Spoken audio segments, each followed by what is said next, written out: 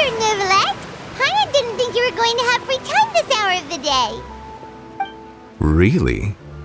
Oh, I suppose you must have met Mr. Linney. He took the time to greet me earlier when he passed this way.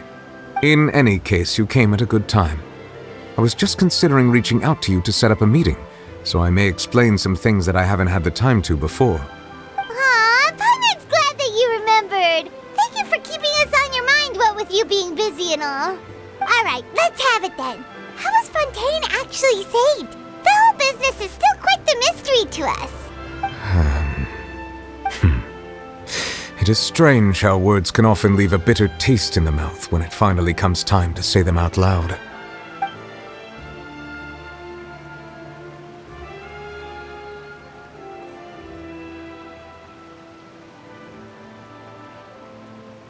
Whoa, so that's what happened? Focalor destroyed the divine throne of the Hydro Archon and restored your power to you, transforming you into a fully fledged elemental dragon sovereign. But Paimon still doesn't quite get what you did to save the Fontainians from dissolving. For me, the authority of the ancient dragons refers to absolute control over the hydro element. Fontainians were incomplete humans born of Egeria's use of the power of the primordial sea, with constitutions similar to that of mimics. But so long as those primordial energies remain within them, I could use the ancient dragon's authority to grant them true blood, after the fashion in which life was first brought into being on this planet. In other words, when I gave my verdict, Fontainians became true humans, and thus would naturally no longer be dissolved by water from the primordial sea. Focalor must have counted on you to make that decision as well. Your verdict was the key to making the prophecy appear to have come true while saving everyone. Yeah, and in a manner of speaking, Focalor finally managed to fulfill the original Hydro Archon's wish to turn Oceanids into real people too! It seems from your expressions that you still have more things you wish to ask. Ask away. I will tell you the truth as I know it. I have investigated his case along many avenues, and I have learned that he once fell into an unknown chasm when he was young.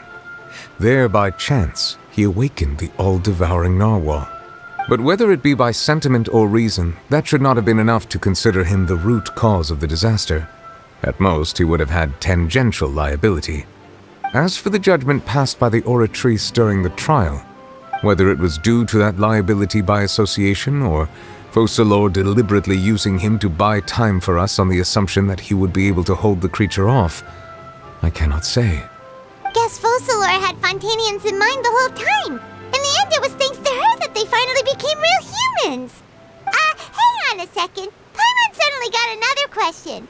Back when Fontainians hadn't yet become real humans, were the children they had also transformed Oceanids? Life has always flowed like water. Do you recall how Fontainians would often come to the Fountain of Lucine to pray for children? Yeah, Lynette said the fountain is where all the waters in Fontaine converge. In truth, even those couples did not know that such prayers were no mere custom, but instead a form of ritual. Those Oceanids who were blessed within the spring water would later descend as new humans in the coming months. Paimon sorta gets it now. Either way, seems like this ritual won't be of any further use, but it'll probably live on as a local custom. Ask away. I will tell you the truth as I know it. Yeah, about that. Risley said Farina has already left. What's that all about? Ah, Lady Farina. The people are only aware that her death sentence has not been carried out. She abdicated the post of Hydro Archon and left affairs related to that title to me, before leaving the Opera House. I related Focalor's words to her faithfully and completely. After hearing them, she seemed neither saddened nor comforted. She simply said that she was tired and needed to rest. Having said that, she then packed her things and moved out of the Opera House, not unlike how an ordinary person might. But she's still got a place to stay, right? You need not worry. I will make arrangements to ensure that she will not want for food, clothing, board, or travel. In truth, I am somewhat happy for her. The wear and tear on her spirit will, of course, take time to heal. But now that she no longer has to play the role of Focalor the Hydro Archon, she can finally lay down her burdens and lead a normal life. What about you then? What are your plans now that you've regained your full powers as the Hydro Dragon?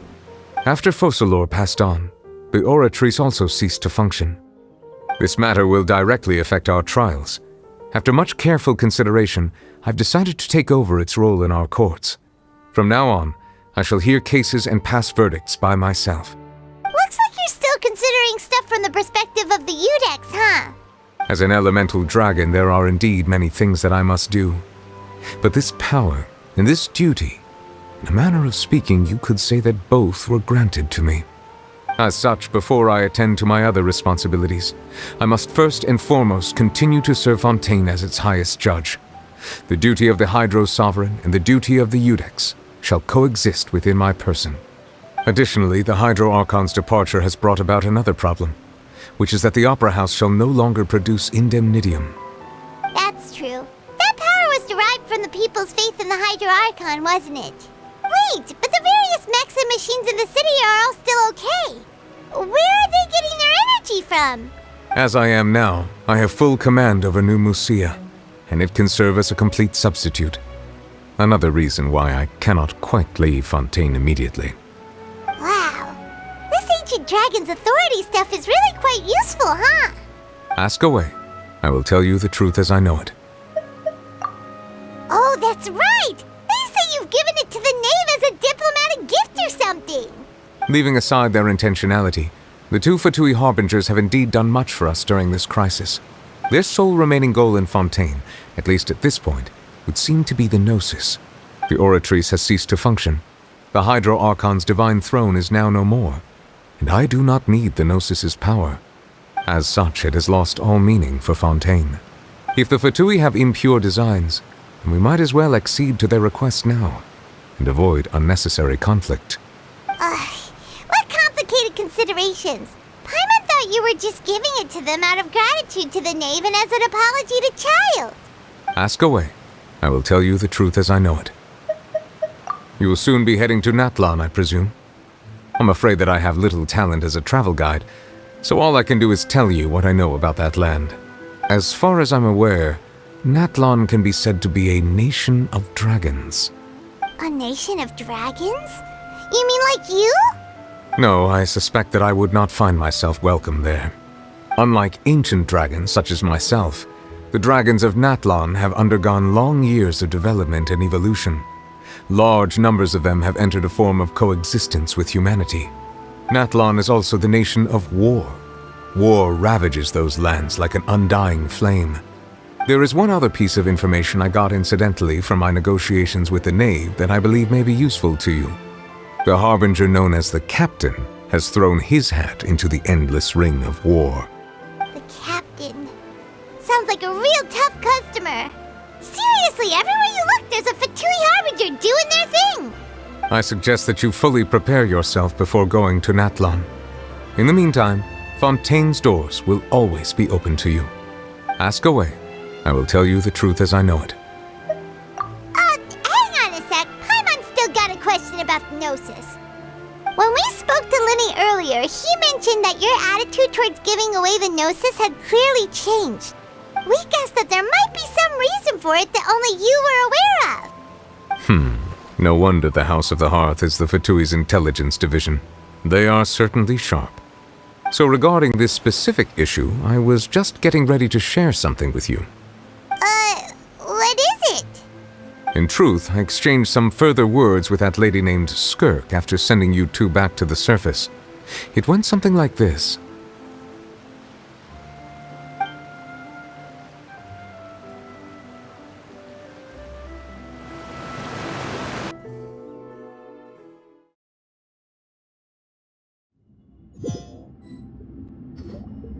Well, we're going to head topside to see what's going on. You hurry over soon as well, all right, NEUVILLETTE? What next? The all-devouring narwhal isn't here, so I'm no longer getting any interference. I can finally catch the scent of your power, what it's made of.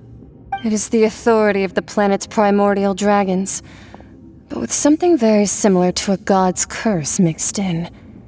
It's quite a novel blend. I'm sure I've encountered something like this before. What was it again? I do not know what you speak of. Of course. How could I forget? You should have the remains of the third descender on your person, yes? Remains? I've never heard of any such thing. According to your parlance, I believe it may be called a gnosis. Well, that much is true. After Focalor's divinity faded, she handed her gnosis to me. But I fear I have never heard of it described in the manner that you just did. I've been training with my master, the Foul, ever since I was young, and I have never returned to the surface since. So most of the information I possess, I got from him. It is only natural for those who are greater than humanity to possess a different sort of common sense, which is why there are so many problems in our attempts to communicate with humans.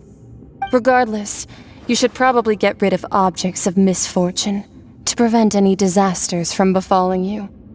To live in itself is a blessing. But once a person dies, the bonds he once had with this world shall all turn to curses. What do you mean by that? No need to fret. These are just my personal thoughts, and my reason for no longer wishing to return to the surface. This third descender you refer to, who are they? And when did they die? Master never mentioned them to me. Perhaps it just wasn't that important for me to know. If you're interested, though, I could ask him. I'll be sure to pass the answer on to you next time. Next time? You believe we will meet again? I do. Wait. I have a disciple of my own, don't I? He can be the messenger then.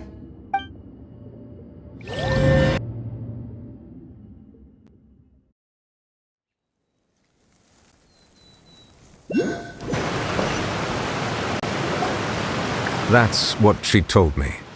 Whether it would prove useful or not, I wanted to pass that information on to you. The remains of the third descender? So that's what the Gnosis actually are. Paimon just thought they looked like chess pieces. How could they be a person's remains? All the same, assuming that there was no misunderstanding or special metaphor at play, that is what she meant to say. And she said that it would bring misfortune and that you should check it, which is why you gave it to the Fatui.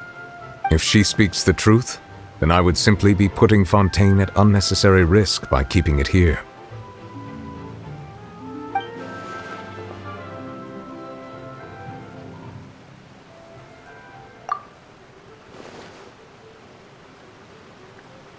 I had guessed that you might already be familiar with this concept, but I did not expect you to be one of them.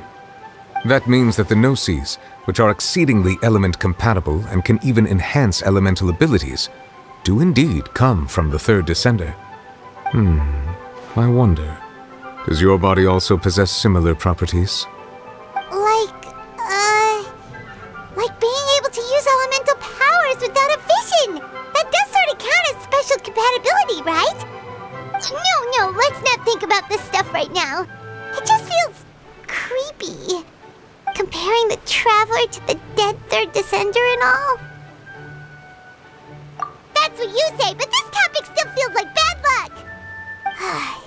Once Child recovers, let's get some more answers out of him.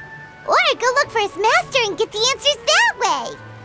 I too believe it unwise to make too many blind guesses when information is lacking. The same is true of being at court. All right. Whatever the case, it seems like the crisis here in Fontaine's over for now. Yes. All of Focalor's efforts were for this moment as well. But she sacrificed herself in the end as a god, and she suffered through all those years as a human. Was that really what she wanted? I suppose that would be the mystery of a god's will. I suspect not. But once in a while I too would guess that if wishes were like the clouds in the sky, they will one day return to the earth as raindrops. Life flows like water, and rain is the final answer. The water levels may sometimes tilt one way or another, but the rain falls fairly upon all. And what, ultimately, is the difference between the rains that fall upon all of us.